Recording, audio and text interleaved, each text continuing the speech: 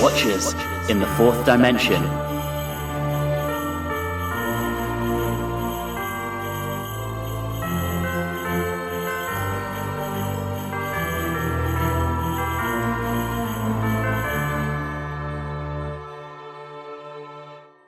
Hello, and welcome to a very special episode of Watchers in the Fourth Dimension. That's right, my friends. I have staged a coup so that we could have our 5th Christmas special. I'm your host, Julie. I'm Alan. I'm Diana. I'm Anthony. And I'm Riley. This year, instead of focusing on something Christmassy, I have decided to focus on a different fan favorite created by one of our renowned writers and script editors of the show. That's right, everyone. We'll be covering the 1981 television series, The Hitchhiker's Guide to the Galaxy.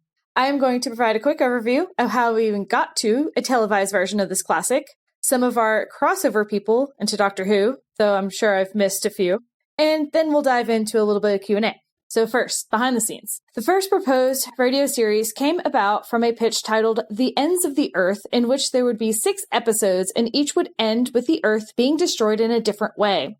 With the need for someone or something to give context, the idea of a wholly remarkable book came into existence.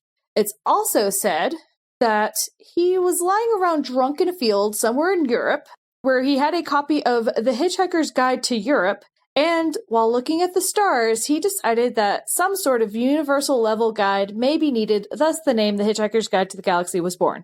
I hate to interject, Julie, but based on what we know about Douglas Adams from City of Death, that sounds entirely plausible. Right. It absolutely does.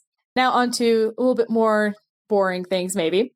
The first series was released on BBC Radio 4 in 1978 and received positive reviews and a tremendous radio reaction, despite some episodes being aired as late as 10:30 p.m. Oh. I know. That's past my bedtime. Because of the response, the series was aired twice more that same year. There was also a subsequent Christmas special in Series 2 that followed shortly thereafter. Then, because of the success of the radio series, it was determined to also release novels of the books, which were published in 1979. The book reached number 1 within 2 weeks of release, and they sold over 250,000 copies within the first 3 months. Great job, Douglas Adams, let's go.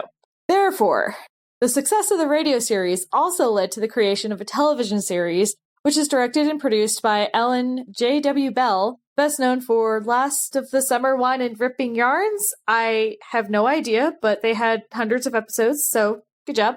It first aired on BBC Two during January and February of 1981. Much of the cast from the radio series returned, with a notable difference of David Dixon as Ford Prefect and Sandra Dickinson as Trillian. Most everyone else was the same. Now, I'm going to discuss a few of the prominent Doctor Who crossovers. As mentioned, obviously this whole thing starts and ends with Douglas Adams. Another major crossover would be composer Paddy Kingsland. Roughly at the same time, Paddy was working on season 18 stories such as Megalos and Full Circle while she was working on the music for Hitchhikers. Lo and behold, there's reasons why some of the music sounds almost identical to each other. Another big crossover would be Peter Davidson.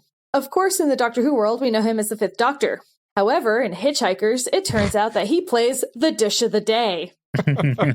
Oh my God. Oh, did someone not know about this? I did not know that was Peter Davidson. I have stories about this. And dare I say that for Sandra Dickinson, he was the dish of the day. Damn right. Diana's world has been shaken. I have stories about that too. And one last one before we just dive in. There is one small crossover, and that would be David Prowse. In Doctor Who, he was the Minotaur in the story The Time Monster. And in Hitchhikers, he played the bodyguard of Hot Black. But, however, he's most known for Darth Vader because Star Wars. Right. There we go. Mm-hmm. I know everyone wants to really dive in, but at least let's get through this one question first, and then we can delve off into nonsense as one does when doing Hitchhikers. What was everyone's introduction to the Hitchhiker's Guide, and what versions of it has everyone experienced throughout the years? I think I probably picked up the book when I was maybe 10 or 11 and fell in love with them. And then a couple of Christmases later, my parents bought me the show on VHS. Then the movie came out in 2005, and I saw that in theaters. And then recently, I've been listening to the radio series. So all of it for me. Wow. But starting with the book. I was definitely a book kid. I was probably given it around the same time. I want to say middle school, and destroyed it, rereading it so often. Just obsessed with it. And I've read a bunch of the follow-up, whatever, books. And I've only really seen the 2005 movie based on it because my stepdad was in a big Alan Rickman phase, and obviously we were going to see Hitchhikers. But it's one of those things where my Hitchhikers copy goes on my shelf of important beloved reads. It's definitely in a upper echelon tier. For me, I was at a point, I started watching Doctor Who in 83. So I believe it was around 84 that my local PBS station picked up the series. The funny thing is that I don't remember them doing a whole lot of this kind of thing, because I know a lot of other PBS stations would show Blake 7 and Tomorrow People, and I don't remember any of those things from my PBS station, so I never saw any of them until recently. But Hitchhikers, they showed after Doctor Who around 84-ish, and I was at a point where I was so hooked into Doctor Who that I wanted to see anything related to it. I wanted to see my Doctor Who actors in anything else that they were in. I wanted to see anything that was created in parallel with Doctor Who. So I was so excited about this, and saw the movie in 2005.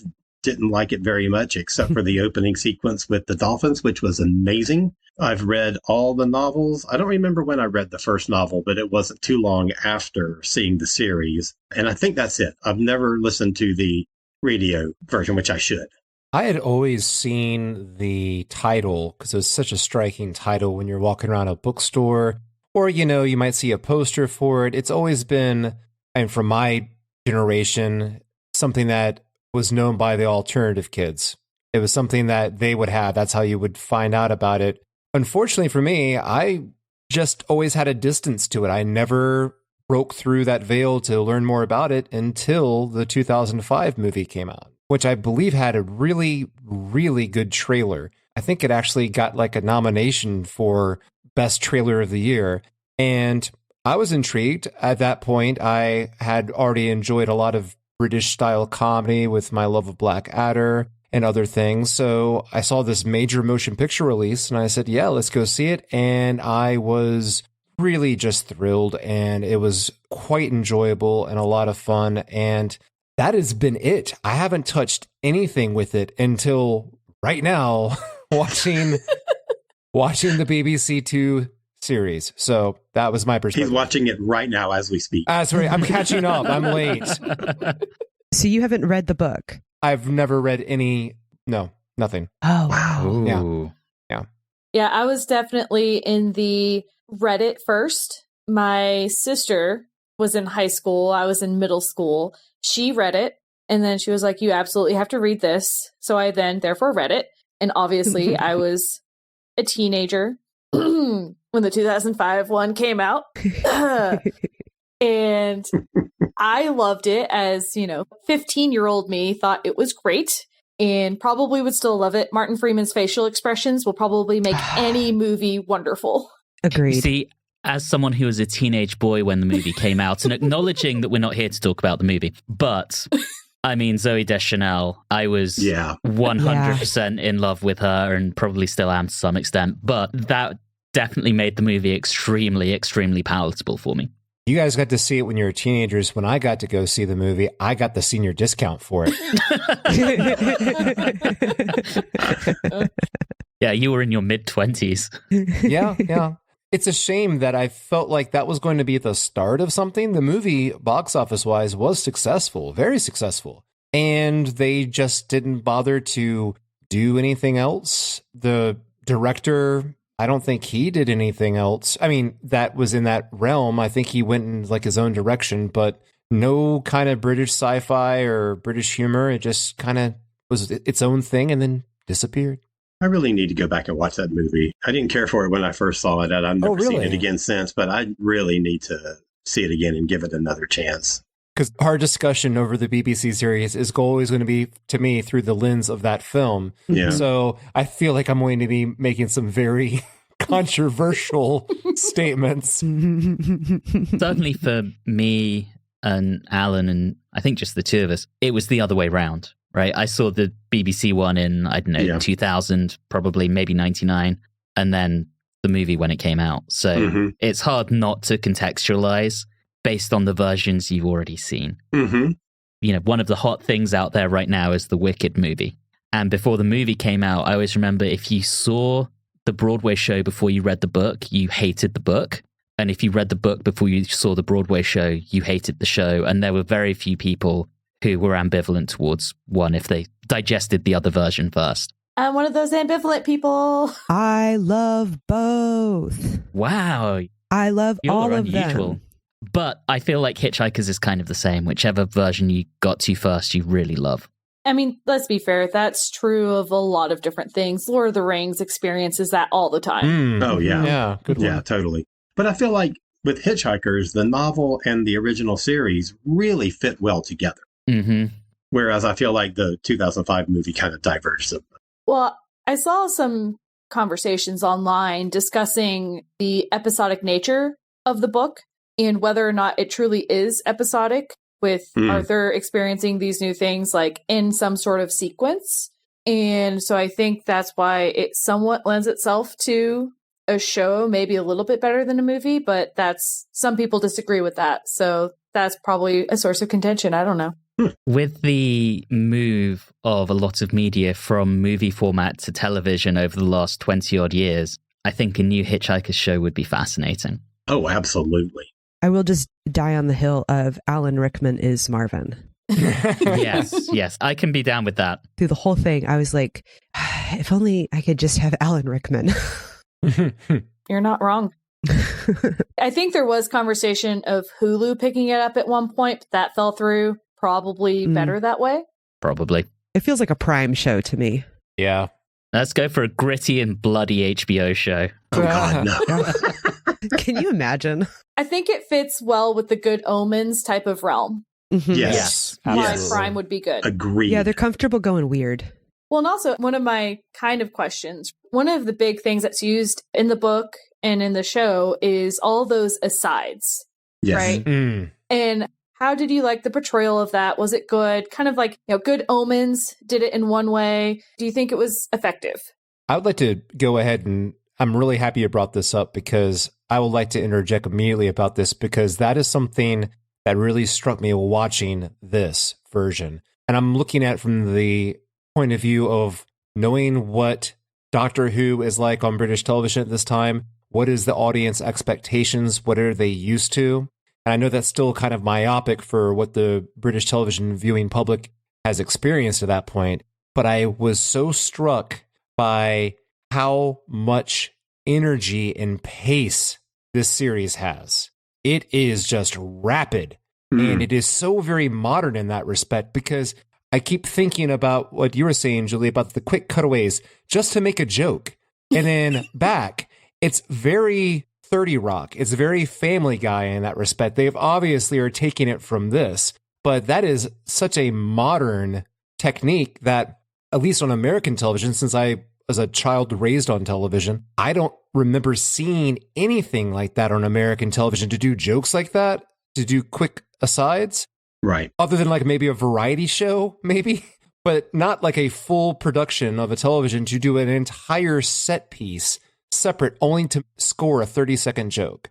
Yeah. It took so much longer for that to show up. And that was something that I found really interesting about this series was just how ahead of its time, maybe. Like I said, I don't know what the British viewing public, if they had that experience at that time before watching that show. I don't think so. I mean, I think Douglas Adams was so incredibly beyond his time, and so much modern humor owes a huge debt to him. Yes. I'm really trying to think if there's anything else from the time that I might have even come close, and I'm drawing a complete blank. I mean, if anyone listening knows of anything from the early 80s, please do let us know, but I think this was the beginning of that. Python. It's very Python-esque. Yeah. Python would do that, but that's about it. But also, Python was not a continuing narrative. Yes, it was just jumping all around. This was a continuing narrative that would then diverge for 2 minutes and come back. Yes. You get a little bit of that in, I guess, some of the Python movies, and particularly Life of Brian and Holy Grail. But yeah. But like in a different way, too. Mm-hmm. Mm-hmm. The asides didn't necessarily feed directly into a object that was useful across the galaxy. That is true. Which in and of itself is kind of a very bizarre concept. And I truly loved how they did that. And I think one of my favorite parts was the bit with the fish in the ear. I was curious of how that was going to go. And it was exactly what I wanted it to be. The proof of the non-existence of God. Yeah, right. Yeah, I was really taken with those bits because if you like the pacing of it, you really should read the book, because the first thing that I did when they opened, and I was like, I've read this book cover to cover so many times, where I was like, this is verbatim. Yeah. The book. Yeah.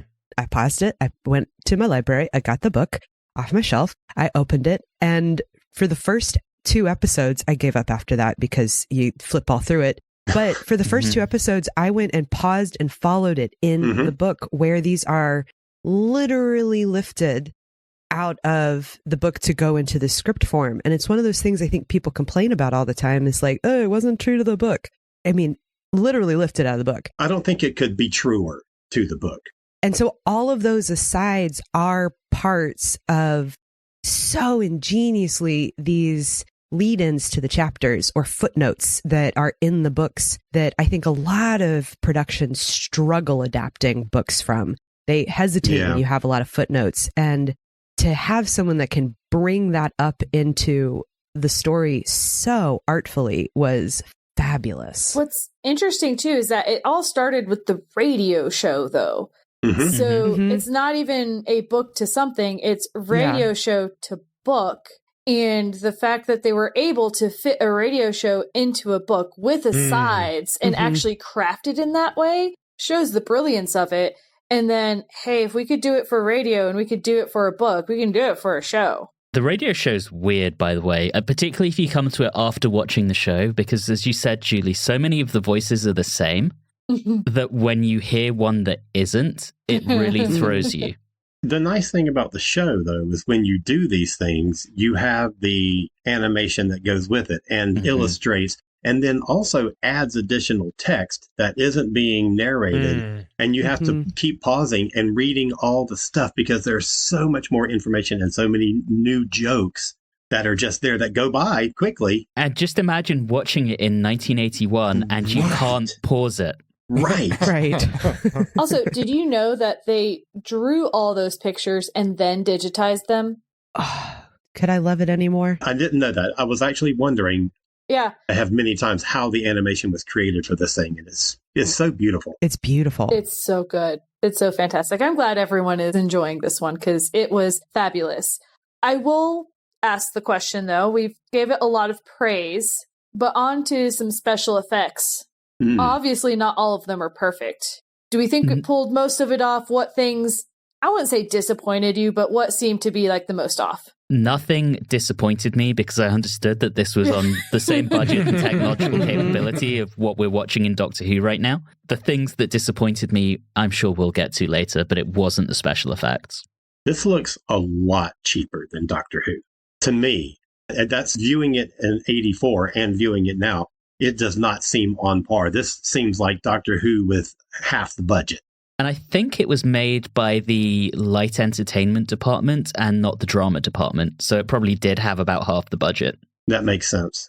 So I'll add the one thing that started off as, ugh, and then I became just undeniably impressed with is Zaphod's second head.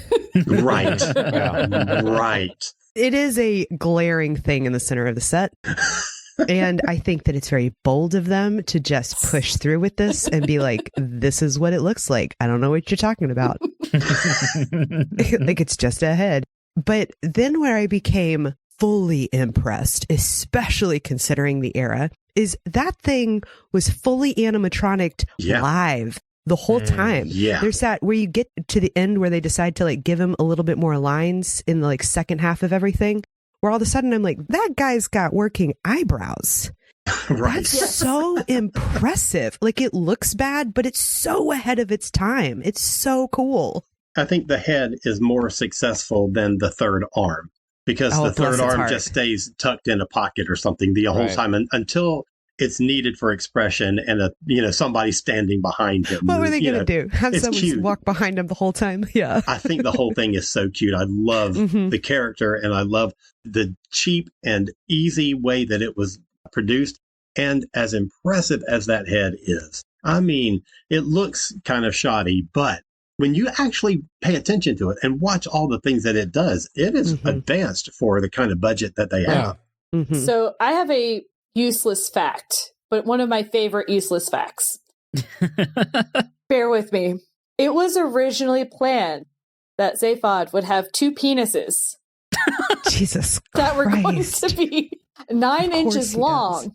But it was brought down to 7 inches because the costume department was like, yeah, no, we're not dealing with that shit.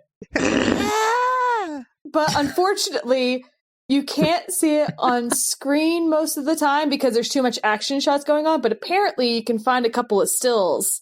Oh my God. That you can see them. Douglas Adams' brain must be a terrifying place to be.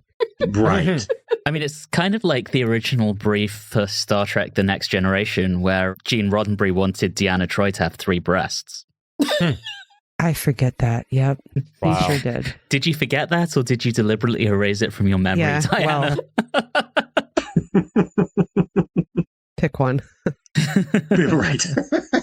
Because I started to go into that direction, some of us are more familiar with the show, have been watching it for a long time. What other useless facts, but are just wonderful things that you have found out about this show? Because I have a few more, if you guys don't have any. I have one not about the show, but about one of the cast members. Ooh, yes. Can it please be the Peter Davison one? I'm real still stuck over there. Oh, okay. Well, Peter Davison, and this is not surprising at all. Every time he would do a convention, would get asked in the Q&As by somebody in the audience, can you please do the dish of the day voice? And he would go, ugh. And then he would do the dish of the day voice. And Davison, he has some roles where he has taken on accents and stuff, but he's not necessarily primarily known for his voice work. So that plus the heavy costume, you would never, ever know that it was Peter Davison. Nope. Unless you saw it in the credits. But the other one I'm thinking of, and this pertains to Davison also, Sandra Dickinson, they were married for almost 20 years. So their daughter, Georgia Moffat, the one who is now Georgia Tennant, is very well known for being Peter Davison's daughter, and the doctor married the doctor's daughter, blah, blah, blah. Sandra Dickinson is her mother. So that's cute. Oh. No idea. Huh. Some of the stuff I have is not as cute. So we're familiar with the man who goes walking off into the water and has a bare butt, right? Yes. Yeah. Do you know whose butt that is? No. No, but I need to. Douglas Adams. Oh, yes, wow. I did know that. Nice. I forgot about that. Someone else was supposed to do it, but they were sick or something, didn't come on set, and he's like, all right, I guess I'll do it. And you know my name for that guy? Mm-hmm. The dish of the day.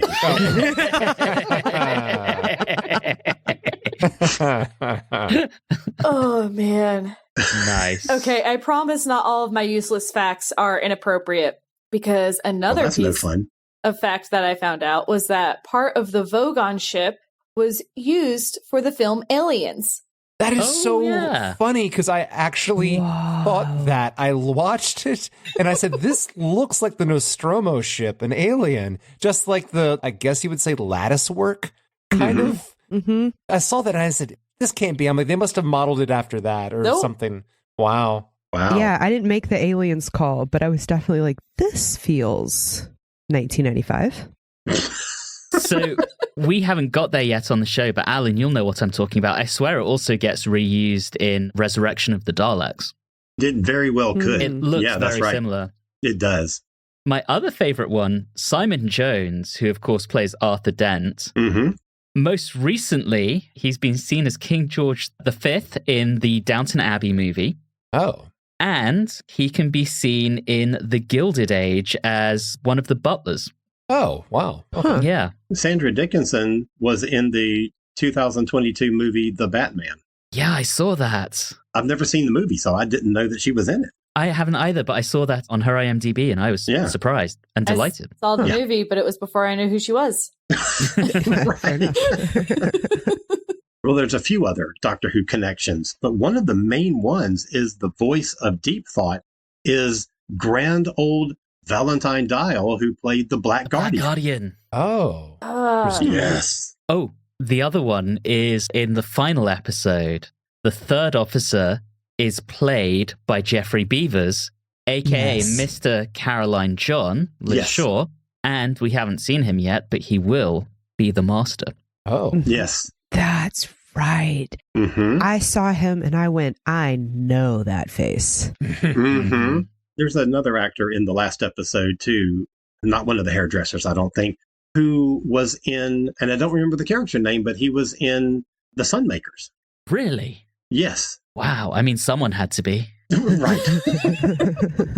I don't know what you're implying about The Sunmakers, but I take offense. I also like a few of the in-universe crossovers. So I think we mentioned it on our actual Doctor Who episode, but there was a mention of an author, Oolon Caloophid, Yes. Mm-hmm. who wrote some works such as Where God Went Wrong, Some More of God's Mistakes, so on and so forth. Poor God, he just keeps getting it wrong. Oolon Caloophid really hates him.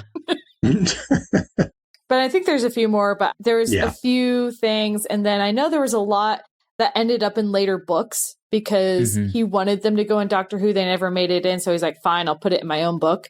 Yep. And elements of Sharda didn't make it into Hitchhikers, but they made it into Dirk Gently's Holistic Detective Agency, which was another Douglas Adams series of 2. Right. So I know we've talked a lot about things that we liked. My hot take on this, and I don't know how controversial this will be, first 4 episodes, chef's kiss, absolutely brilliant. And then I kind of lose interest in the last 2. I'm not the only one. Yeah, same. Yeah, they kind of lose the pacing in the last 2, which like I can kind of understand it, like looking through the book and like all of that, where it's like, I mean, it is what happens, but they definitely lost that very strong clip they had at the beginning where it felt like a roller coaster. And then you're like, oh yeah, this is the end of the roller coaster where it's soft and gentle and maybe a little too long. If you look at the 6 episodes as a 3-act structure, we have our introduction. We learn who our characters are. We understand the rules or lack of any rules that we're dealing with.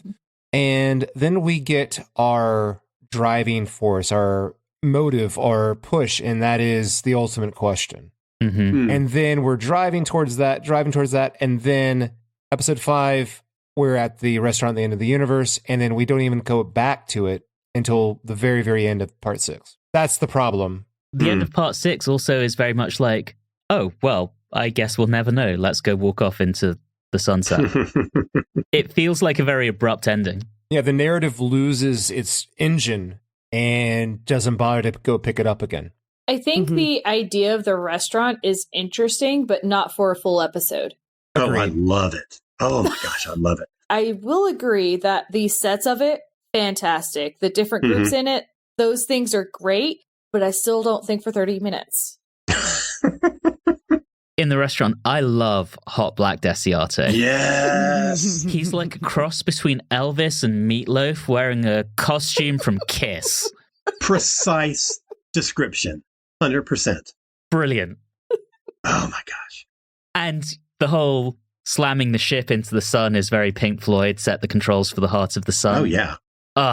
And based on what we heard from Disaster Area's music, I want to hear more, Alan. Let's do a modern musicology episode on this band. Well, you know, this may be before you joined the show. Maybe when we were doing the YouTube show, this is a total aside. We did an episode about fictitious bands. We didn't bring up Disaster Area. That was a clear oversight on our part. We need to do another show on this, clearly. Yeah. For anyone who is unaware, Alan and I do another podcast called Modern Musicology, where we talk about music. Please go and listen to it. Shameless plug. Very shameless. Shameful. For me, the pacing really starts to, 5 and 6 have their own problems, but for me, it really starts to lose its pacing at the end of, I guess it's episode 4, when they're hiding behind the computer bank and the 2 guards are shooting at them. And having watched the series for the first time in 84, I'm guessing it is, and watched it many times over earlier years, this whole thing was so well ingrained in my head. Like I can quote dialogue. I know exactly tones of voice. I know exactly what's going to happen next, everything. Until that point, I had completely forgotten about the hiding behind the computer banks scene and how long it went on and how many times they were being shot at. And I was like, this doesn't interest me. But you didn't like the cops and their normal lives that they go back to? That was funny. Okay. Yes, I did like that. From a person with no reading experience of the series and only knowing the movies, I was familiar with a lot of the characters, the jokes, and the plot. The Galactic Police characters, to me, as a new thing, were absolutely wonderful. I really enjoyed them. It very much reminded me of, this is quite a reference, the old show from the 90s, The Kids in the Hall. They used to have a recurring set of characters, two police officers. It was kind of a down, dry humor kind of bit where they just seemed like regular people, but also highly flawed in that they were kind of sadistic or just callous and didn't care, but acted like they did. These Galactic Police characters, I feel like, must have been an influence on them because I really enjoyed them and I could see that connection. It's so funny to show that much depth of personality to a henchman / person of authority that is trying to do something good when actually they are exploiting the situation. Isn't it amazing that in 1981, the British perception of American police was overly aggressive and trigger happy? I wonder where they got that idea from. Isn't it sad that we're 40 years later and that probably still is the perception? But that was one of the things that I was struck by the whole thing, was just how continuously modern it is. Even the joke that is throughout the series, you know, that humans think that ape descendants think that the greatest thing of all time is digital watches, and that still doesn't make them happy. And if digital watches are not still the number one gifted Christmas item, if we're still not hung up on if you got an Apple Watch or a Samsung or what they do, and can it tell you if you're breathing, and does it tell you to stand up? And the fact that we're still hung up on that is astounding. Wow. That's a really excellent point. I'm going to think about the bureaucracy satire throughout this entire thing. It makes my corporate heart just this is exactly what my life is. And I understand to my soul what all is happening right now. Oh my God, all of the corporate talk in episode 6, all of the consultant, accountant bullshit. Oh, I know 3 of us work in corporate America, and if that isn't the day-to-day, that's... For me, it was the marketing, though. Yes, we could invent fire, but first we have to know what people want from fire. We have to know how they're going to react to fire. We have to know, and I just thought that was amazing. That seemed like such a forward thinking. I don't think of those kind of concepts as being from the 80s or whatever. That seems like such a modern thing. We can't design a logo until we do field research and know how people will respond emotionally to it, It just seemed like very forward thinking. The fact that what was wrong with the wheel was its color. Right. Right. There was a book published in the early 80s called The Behavioral Aspects of Marketing that was one of the first books on marketing and psychology. The author was a gentleman by the name of Dr. Keith C. Williams. Aha! Connection, I'm guessing. That's my dad. Wait, really? Yeah, no, really, that's my dad. Oh, wow. And that was one of the first books on the topic. Oh, wow. Hey, that's cool. So at this point, to have that kind of corporate bullshit, no disrespect, Dad, in a show like this was very much ahead of its time. 100%. Nice. That's really interesting. That's cool. And you can still, I think, find secondhand copies of it on Amazon. The marketing and the corporate speak in part 6 was also the other highlight to me outside of the Galactic Police characters, because that was also not in the film and completely brand new. And it's interesting how watching it this time and comparing it to a major motion picture for release, probably mostly focused on the American audience, let's face it, for 2005. And what I found that struck me is that while it kept a lot of the same bits, same jokes, and moments to let your mind ponder the series is, with those elements in part 6, is a lot more scathing about humanity. It's interesting because when you watch this series, there's playful jabs.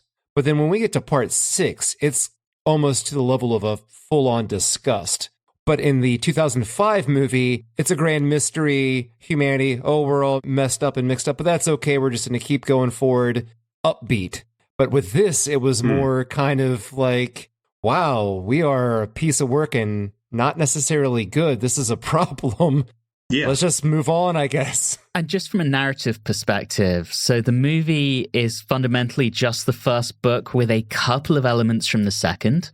The TV show basically takes you to the end of the second book. Okay.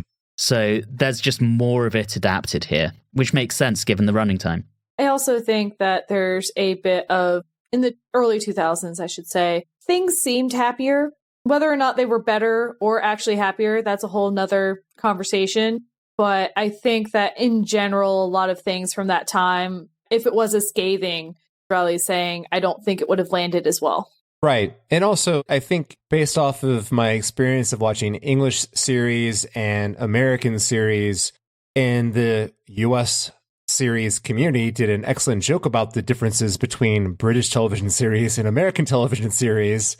And that is that British series have no reservations about just getting brutal with it. Like, for example, the end of Blackadder goes forth. Yeah. A comedy show that I think the only American, quote, comedy that ever did anything to that level would probably be the end of MASH. That would be it.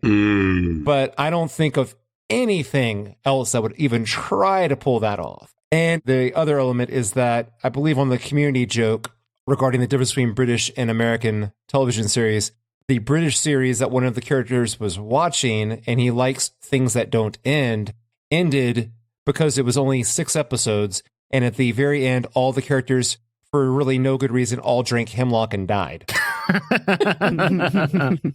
I think there's just a more, what's the stereotype? Americans are very optimistic, while the British are a little bit more cutting and reserved. So I think that's the difference there. We're also a bit more cynical, I think. Yeah. I can't wait till we do the Blake 7 podcast. Oh, yes. He's acting as if we're going to. Oh, yes. Oh, it's happening. All right. I know this is a little bit less of a meaningful question, but I actually do want to kind of get everyone's thoughts on it. Is, who are your favorite characters? I got to give love to my boy Marvin. Samesies. Marvin, just, my heart sings when Marvin comes on the screen. He is just the greatest character ever. Good design, too. I mean, it's a really interesting design, and the whole, like, super depressed character beats are just hilarious. I don't mean to laugh at him. But, like, when does he lie? He doesn't lie. He's always speaking straight from my soul. If I wasn't fully aware that people would hate hanging out with me, as they do with Marvin. But Marvin's always been just, in every aspect of everything I've ever seen for this content, he's always just made my heart sing. Same. Absolutely. I'm also a Zaphod fan, though. I really Oh, yes. And he's definitely changed for me as I've gotten older. I definitely did not read how uncool he was when I was reading the books as a child. I was like, I think I could tell that he wasn't as cool as he thought he was, but it wasn't until I was an adult where I was like, oh, you're that guy.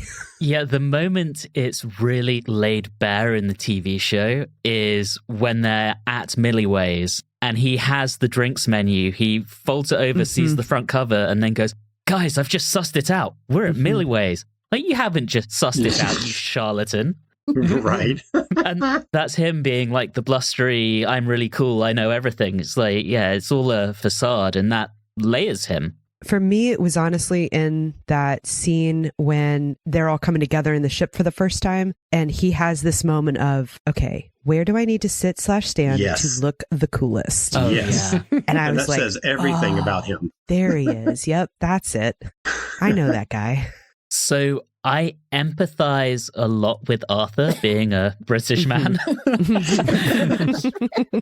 I love Ford Prefect.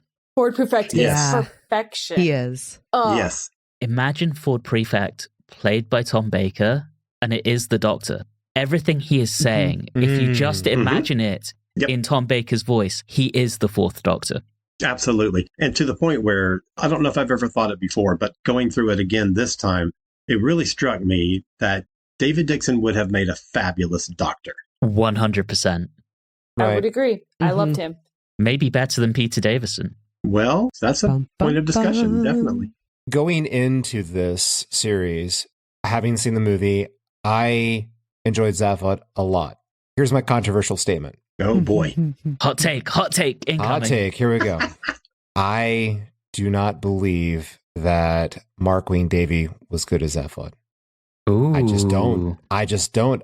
Sam Rockwell was stunning. He burst on the scene. He is always there, and he hits all those things that you're talking about. He shows his insecurity. He shows that he thinks he's cool, but he also knows he's not cool. And he's just bursting with energy, and it just really sells it. The depiction we see in the series seems to be based a lot off of someone maybe coming off of like the counterculture hippie-ishness of the mid-70s, more of a kind of that type of guy who thinks he's cool instead of just a high-energy, crazy person. And I was disappointed in that watching this series. I was expecting like, okay, all right, Zaphod's going to show up. This is going to be really funny, high energy, and he just felt kind of flat to me. But I will say this, though. David Dixon as Ford Prefect, I really liked. And I liked Mos Def, don't get me wrong. But David Dixon as Ford Prefect that made up for the difference to me watching this series. I was very happy with his performance. It was stunning how good his performance was. Yeah. He was the best actor in the entire series, in my opinion. Agreed. 100%. You didn't like Zaphod's wandering Fonzie accent? Oh, God, yeah. It wasn't until episode 5 when he hits the computer and it turns on when I went, that's who his accent's supposed to be. Because the whole time I was like, what is this accent? It doesn't work because they were trying to maybe make the uncool person who thinks he's cool dated, but in 1981, it just comes across as completely odd to us, while maybe the personality that Sam Rockwell was presenting in the 2005 film still resonates a bit more with us. He's modeling himself after people and archetypes in our more recent history. Yeah, that makes sense. I don't know if this counts as a character, but I also absolutely adore the sperm whale falling toward the planet. Oh my God. I love that so much. Every time. When we were discussing the special effects, I didn't get a chance to say it, but I was pleased with the special effects. But I thought the puppetry work there on the sperm whale was excellent. Because not only did it complete the illusion, but as you're saying, Alan, maybe because it's a puppet, the eyes, it was so very expressive and emotive. Yeah. And just sells that scene a lot more. I did miss having Bill Bailey as the voice of the whale, because he is brilliant in the movie version. So good, yeah. I really got to watch this movie again. Oh my gosh. I think if you can put yourself away from the fact that it's not cut for cut the book, the movie is phenomenal casting. Because I forgot that Mos Def was Ford Prefect. How dare I? Because he is delightful. That's funny, because I do remember Mos Def being in the movie. I did not recall who he was playing. And then on top of that, you know, you've got Stephen Fry as the voice of the book. Bingo. And oh, yeah. You sure do. To me, I much prefer Peter Jones because he was the one I heard first. But if you're going to get someone now to do it, you get Stephen Fry. 100%. I've listened to so many audiobooks because they're narrated by Stephen Fry. His voice is wonderful. Yes, it is. I don't have too many other questions. So are there any other topics or any other things we want to discuss? I would quickly add that we were discussing if they redid this. Yes. It shouldn't go on Hulu, that it should go on Amazon Prime. Well, we all watched this, I'm assuming, on BritBox on Amazon Prime, if you're not Anthony and don't own it on Laserdisc or VHS or whatever. Please, it's Blu-ray. Okay, Blu-ray. Great. I don't know if anyone else experienced this problem. I was kind of struck by it. Amazon Prime, on the very first episode, was going to end it early on me. Yes. 2 minutes. Yeah. What? Yes, like 2 or 3 minutes. I actually had to stop, go back to episode 1, and rewatch the end because I didn't quite actually think it was going to skip, and it did. Yeah. Same. It's like they realized because it maybe was running, 31 minutes long, and so they just thought, that doesn't make any sense. We got to cut it like 29 minutes. Yep, that was weird. That was very strange. All right, here's a wild thought. If we were to recast this now, right, there's a new version being made for Amazon Prime. Oh, no. Hear me out. Peter Capaldi is Slotty Bartfast.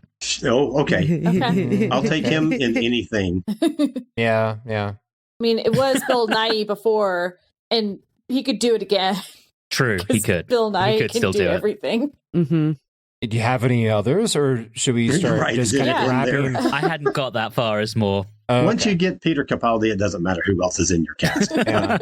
Let's just really mess with everyone and have Matt Smith as Arthur Dent, David Tennant as Ford Prefect. Let's just cast by the doctors.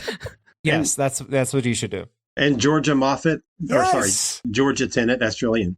I would love that, but I need Michael Sheen in there somewhere. Yeah. Ooh. Michael Sheen as Zaphod. Oh, God. If you have David Tennant as Ford. Oh, no. That would work. Oh, no. I could see Sheen being able to pull that off. Yes. So basically, Tennant would just be playing his doctor again. Yes. Yeah, yes, basically. pretty much. He can't move on from it. Give the people what they want. We're starting to go a little crazy, so I will ask one last thing before we close, and that is, we often ask, as a Doctor Who fan, should you go and watch this show if you have not seen it? 100%. Yes. 200%.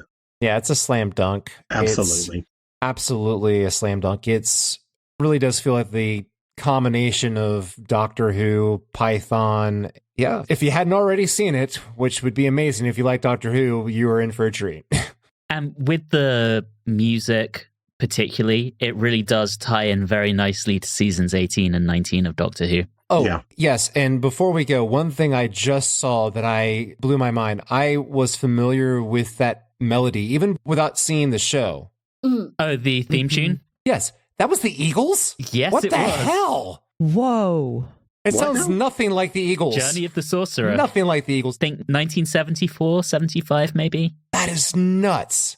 That is nuts. That's wild. There's so many things to pick apart in this. We could probably cover this in like 2 or 3 years after all of us watching it 5 or 6 more times, and there'd be new things.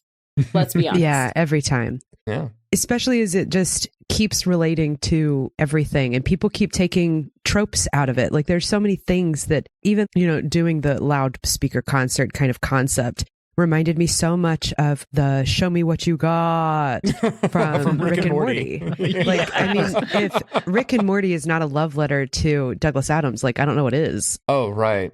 The fact that so much of modern sci-fi, comedy, and fantasy owes its roots to this. Absolutely. Watch this, watch the movie, read the book. All of the things. It'll be a happy weekend. Absolutely. Well, I think we've gotten to a good place to wrap this one up. What do you guys think? Yep. I'm not going to let you answer. It's unanimous. For those of you who've loved the departure from weird children's shows or questionable rom-coms for our Christmas specials, you're welcome. For those of you who are sad about that, tough luck. Maybe we'll do something again next year. The real question is this better than Box of Delights? Yes. Yes. I just upgraded my copy of Box of Delights to Blu-ray, so no comment. Oh Okay. my God. And if you don't hear from me on the next podcast, it's probably because Anthony took serious measures to steal control back. But from all of us, watchers in the fourth dimension, happy holidays.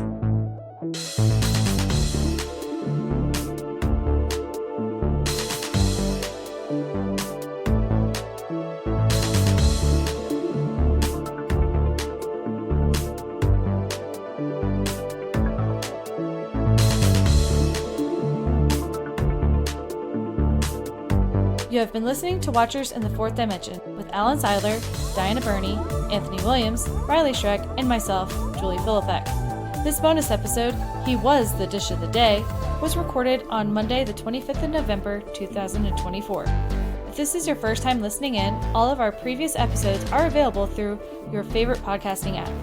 You can interact with us on Facebook, Instagram, and Twitter, X, at Watchers4D, and you can also email us at watchers4d@gmail.com. If you're enjoying the show, please do subscribe and leave us a review or rating on your favorite podcasting app. All these things really do help the show. And always remember, it's always good manners to tell your meat which part of him you will be eating for dinner.